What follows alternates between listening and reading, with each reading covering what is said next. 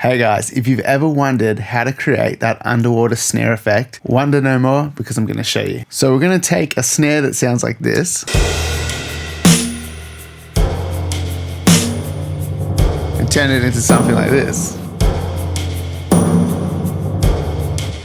Let's hear it in the context of the mix.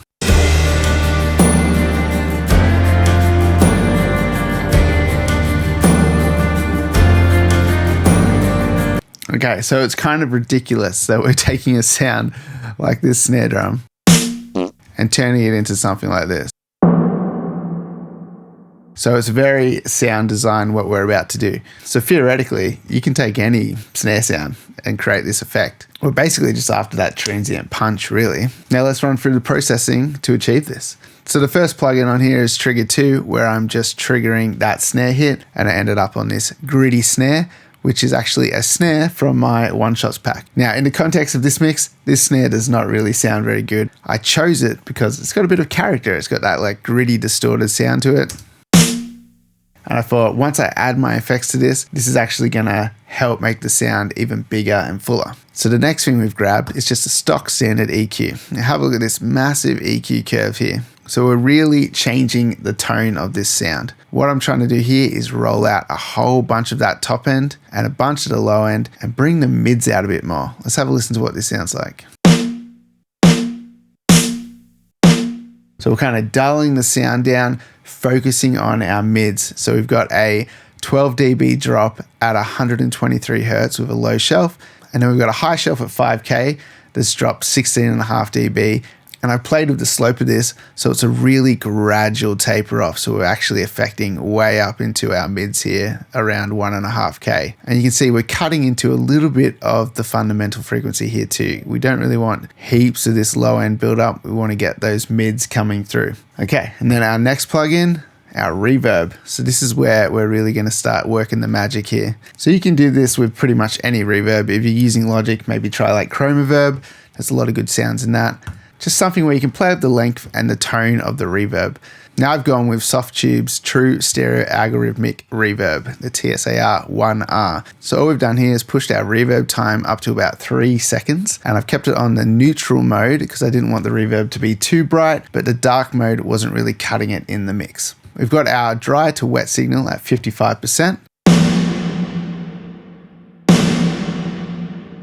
Now that's a pretty cool sound in itself. We'll hear that in the mix.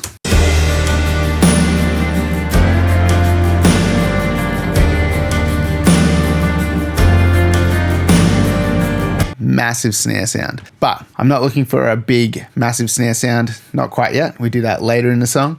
But for this section of the song, I want that underwater snare sound. So we need to grab another EQ. We've just got another stock standard EQ here. So we've got a high pass filter up to 96 Hertz with a 24 decibel octave. Then we have a low pass filter at 1.15K with a 24 dB octave slope.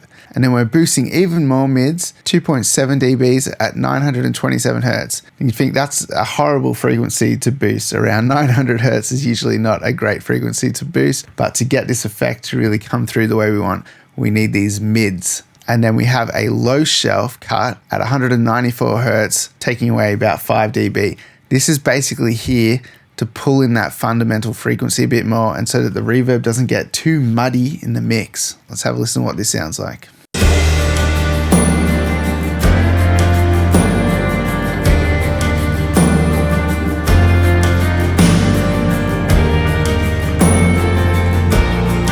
So pretty cool. It's really taking away all of that high-end frequency now, and we're getting more of a knocking sound from the snare. Have a listen to the snare in solo now, and listen to how the reverb reaches the next snare, and it's like it resets.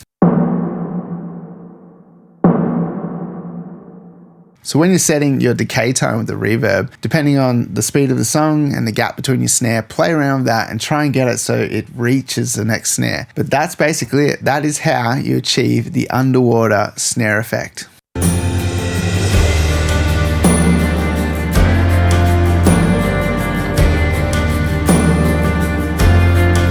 It just adds a really nice vibe, especially to a track like this where it's all very ambient and atmospheric. We can still get that backbeat and a bit of percussiveness to the track, but it's not too intrusive. It's a bit more in the background.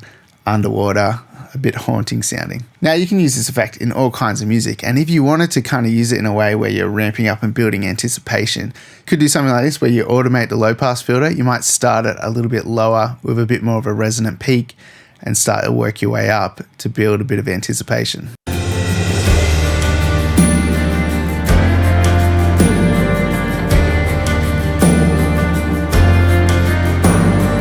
But otherwise, keeping it kind of static and just in the background sounds really nice too. If you guys like this video, make sure you smash that like button, subscribe to the channel and leave a comment below. If you want to help support and grow the channel, make sure you share this video with your audio mates and make sure you check out that description link below where you can go to my website and grab yourself a sample pack.